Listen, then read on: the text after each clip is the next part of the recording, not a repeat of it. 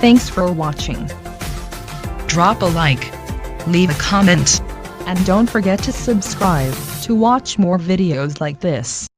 Hello student, my name is Ankur Daksh. मैं अपने channel MDN physics classes पर आपका स्वागत करता हूं। स्टूडेंट, मैं आपको डेली वीडियो प्रोवाइड करा रहा हूं 12th की। मैं 1-2 दिन में आपको फर्स्ट ईयर की वीडियो प्रोवाइड कराऊंगा। ठीक है स्टूडेंट, फर्स्ट ईयर का कोर्स अपलोड करूंगा इस पे ही। स्टूडेंट, मैंने आपको पहला चैप्टर कराया था वैद्युत आवेश तथा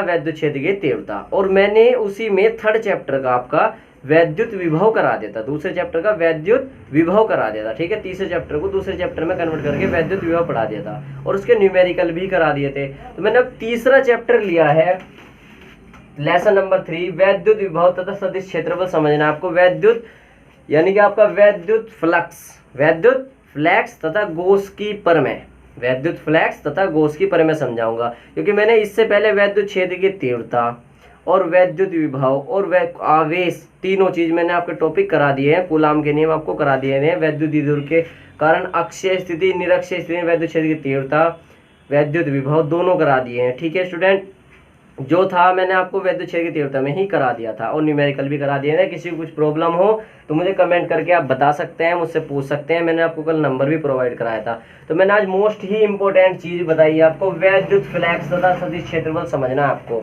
और गोस्की प्रमेय में बहुत यूज होगा इसका। ठीक है स्टूडेंट, बहुत बार बोर्ड में आ चुका है वैद्युत फ्लक्स। अब वैद्युत फ्लक्स समझने के लिए तुम्हें सदिश क्षेत्रफल का पता होना चाहिए। ठीक है, तो पहली चीज आप समझ रहे हैं सदिश क्षेत्रफल। क्या समझेंगे? सदिश क्षेत्रफल। सदिश क्षेत्रफल क्या होता है? देखो स्टूडेंट, ए वेक्टर से प्रेजेंट करते हैं सदिश क्षेत्रफल को। क्षेत्रफल क्या होता है? ए। सदिश लग गया तो क्या लग गया? वेक्टर लग जाता है। ठीक है स्टूडेंट, सदिश क्षेत्रफल वेक्टर ए।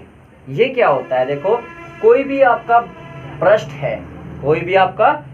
है, ये देख लो, आप ऐसे देख लो, कोई भी आपका पृष्ठ है। ठीक है, कोई भी आपका ये पृष्ठ है, तो सदिश क्षेत्रफल क्या होता है? हमेशा इसके लंबवत बाहर की ओर होता है, लंबवत बाहर की ओर होता है। ठीक है, सदिश क्षेत्रफल क्या है? इसका लंबवत हमेशा बाहर की ओर होगा। ठीक है स्टूडेंट, अगर मैं आपको एग्जाम्पल के तौर पे समझाऊं, देखो ये मेरे पास पृष्ठ है, ये आपका क्या है? एक पृष्ठ है।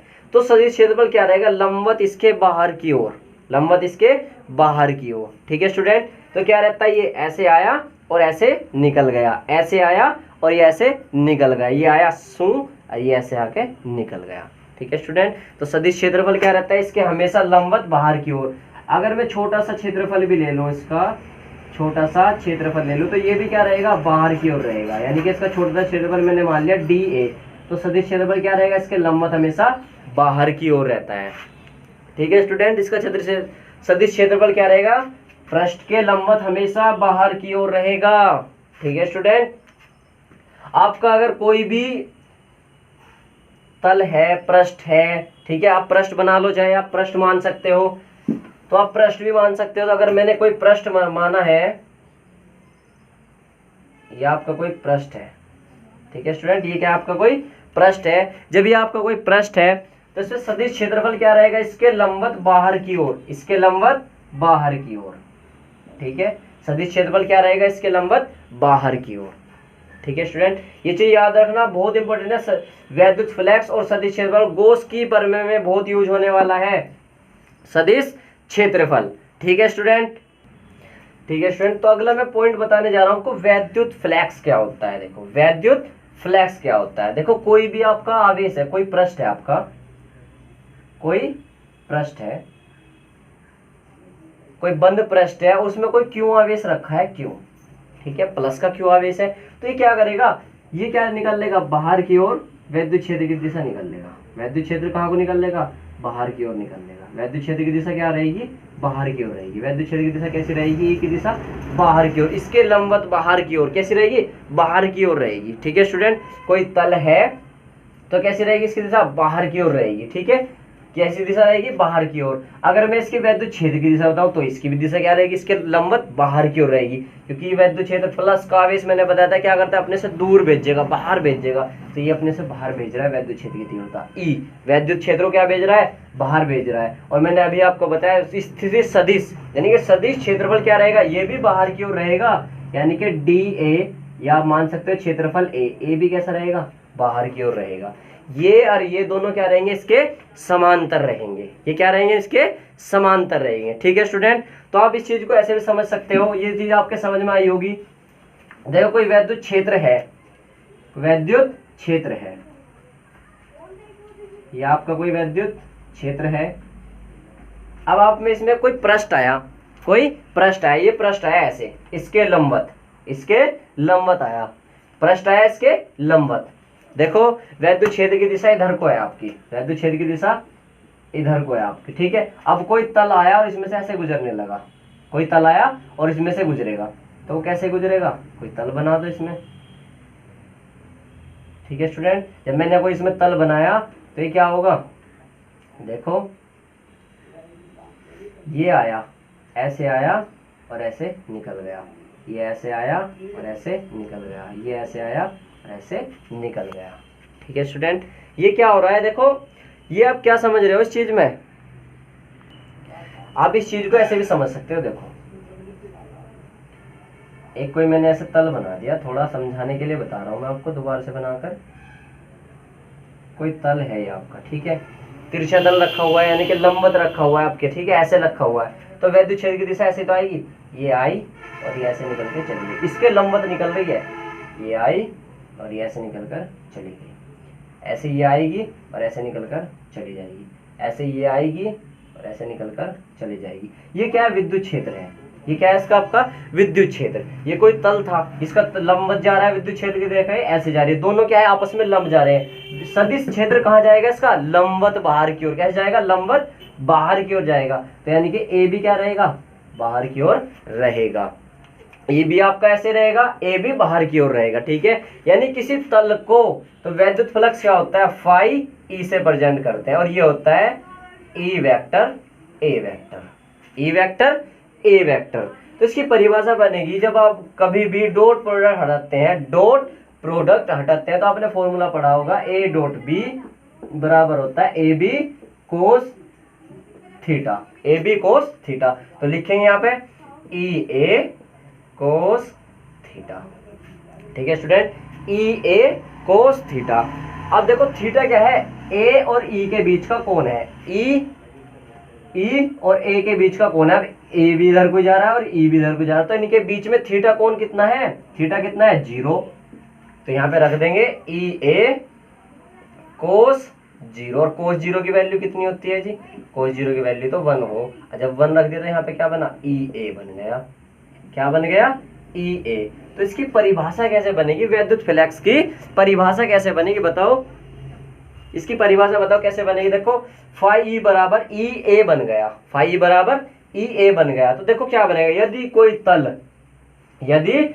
तल विद्युत क्षेत्र के लंबवत हो, यदि कोई तल विद्युत क्षेत्र के लंबवत हो, यदि कोई तल विद्युत क्षेत्र के लंबवत हो, तो उससे गुजरने वाला संपूर्ण वैद्युत फ्लक्स, इससे गुजरने वाला संपूर्ण वैद्युत फ्लक्स क्या होता है, उस वैद्युत क्षेत्र की दिशा, यानी कि वैद्युत क्षेत्र ई और तल के क्षेत्रफल ए के गुणनफल के बराबर होता है। तो परिभाषा क्या लिखेंगे, यदि कोई तल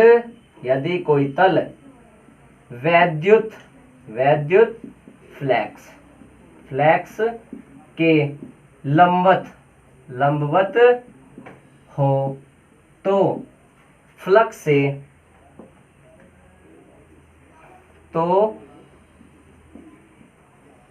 वैद्युत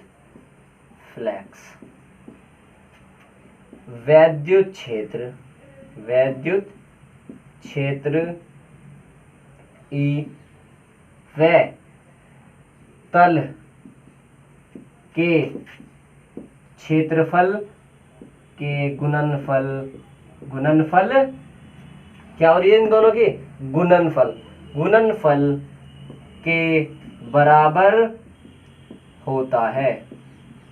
स्टूडेंट बहुत इंपॉर्टेंट है ये चीज। देखो वैद्युत फ्लक्स मैंने क्या बताया, कोई तल है वैद्युत क्षेत्र ई के क्या रखा, लंबवत है, इसके क्या है, लंबवत है। तो यदि कोई वैद्युत यानी कोई तल वैद्युत फ्लक्स, सॉरी वैद्युत फ्लक्स नहीं, वैद्युत क्षेत्र, वैद्युत क्षेत्र, यदि कोई तल वैद्युत क्षेत्र के लंबवत है, वैद्युत क्षेत्र के लंबवत हो तो वैद्युत फ्लक्स यानी कि वैद्युत फ्लक्स वैद्युत क्षेत्र ई व तल के क्षेत्रफल ए के गुणनफल के बराबर होता है। वैद्युत क्षेत्र यानी कि ए के बराबर, वैद्युत क्षेत्र ए के गुणनफल के बराबर होता है। ठीक है स्टूडेंट, समझ में आई होगी। अभी वैद्युत फ्लक्स देखो आपको बता दो, ये वैद्युत क्षेत्र की रेखा जितनी भी रेखा निकली ना, बल रेखा, इनकी जितनी संख्याएं होती है, ये जो आपकी ये निकली, जो वैद्युत ये निकली आपकी वैद्युत बल रेखाएं, इनकी जितनी संख्याएं ये क्या है, ये क्या प्रदर्शित कर रही है, वैद्युत फ्लक्स को ही प्रेजेंट कर रही है। ये क्या प्रेजेंट कर रही है, इसकी शक्ति कितनी संख्याएं हैं, ये क्या है आपकी वैद्युत फ्लक्स बोलते हैं, इसको क्या बोलते हैं, वैद्युत फ्लक्स। और इसकी दूसरी परिभाषा मैंने आपको यहाँ से बताई दी है, यदि कोई तल वैद्युत फ्लक्स क्षेत्र के लंबवत रखा हो तो तल से गुजरने वाली यानी कि तल से जो निकलती है वैद्युत क्षेत्र ई व तल के क्षेत्रफल के गुणनफल के बराबर होता है। ठीक है स्टूडेंट, फाई बराबर ई डॉट ए, और जब ए डॉट पर हटाएंगे तो क्या लग जाएगा, ए ई ए कोस थीटा। कोस थीटा क्या है, ए यानी कि थीटा क्या है यहाँ पर, थीटा क्या है, ई व ए के बीच का कोण, के बीच का कोण। अब तुम सोचने लगोगे भैया ने तो अभी लिखवाया कि इसके लंबवत है, लंबवत तल और विद्युत क्षेत्र है, ई और ए क्या है आपके परस्पर समांतर है, ये भी ऐसे जा रहा है, ये भी ऐसे जा रहा है, तो परस्पर समांतर के लिए कोस क्या है, 0 है। ठीक है स्टूडेंट, यदि कोई तल वैद्युत क्षेत्र ई के लंबवत हो, वैद्युत फ्लक्स वैद्युत क्षेत्र ई व तल के क्षेत्र के गुणनफल के बराबर होता है। ठीक है स्टूडेंट, इसका मात्रक भी निकाल लो, मात्रक और विमेय सूत्र। देखो फाई, अगर हम यहाँ से मात्रक निकाल ले, अगर इसका मात्रक निकालना चाहे तो ई आपने पढ़ा है न्यूटन बटे कूलाम होता है, और ए का क्या होता है, मीटर स्क्वायर, तो न्यूटन मीटर स्क्वायर बटे कूलाम। ठीक है, न्यूटन मीटर स्क्वायर बटे कूलाम। अगर मैं विमा की बात करूं, इसकी विमेय सूत्र की, विमेय सूत्र ई का क्या होता है, देखो ई बराबर होता है एफ अपॉन में क्यू होता है, एफ अपॉन क्यू होता है। एफ का विमेय सूत्र एम एल टी माइनस 2 और क्यू का ए टी होता है, आई टी से, मैंने पीछे भी बताया था आपको पहली वीडियो में भी। तो यहाँ पे रख देंगे ई ए का, ई का विमेय सूत्र एम एल टी माइनस 2 और अपोन में ए टी, और ए का विमेय सूत्र क्या है आपका, ए का होता है L2 मीटर स्क्वायर। जो कट रहा है उसे काट दो, नहीं तो रहने दो, एम जू का तो आपका L एक एल ये रहा, 2 एल ये रहे, तो L3, टी ऊपर जाएगा माइनस का हो जाएगा T माइनस 3 और ए ऊपर जाएगा A माइनस 1 हो जाएगा। ठीक है स्टूडेंट, ये आपके पास आया विमेय सूत्र,